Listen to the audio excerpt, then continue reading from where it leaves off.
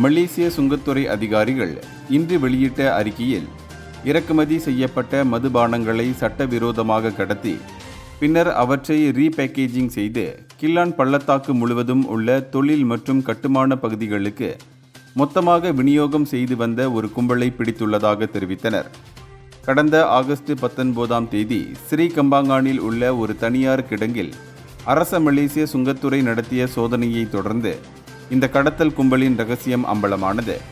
இந்த சோதனையின் போது சுமார் 9,22,000 ரிங்கிட் மதிப்புள்ள பிராண்டட் மதுபானங்கள் மற்றும் ஒரு 5 டன் லாரி பறிமுதல் செய்யப்பட்டதுடன் 3 வெளிநாட்டவர்களும் கைது செய்யப்பட்டனர்.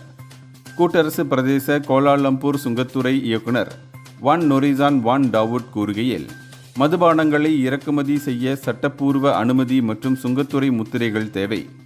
இதனால் இந்த கடத்தல் கும்பலின் நடவடிக்கைகள் 1967 சுங்கச் சட்டம் பிரிவு 135 1 D-இன் கீழ் சட்டவிரோதமானவையாகும் என்றார்.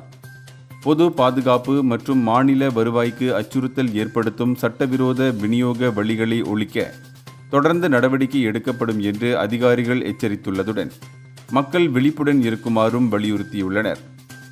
இந்தியர்களின் இதய குரல் மக்களோசை.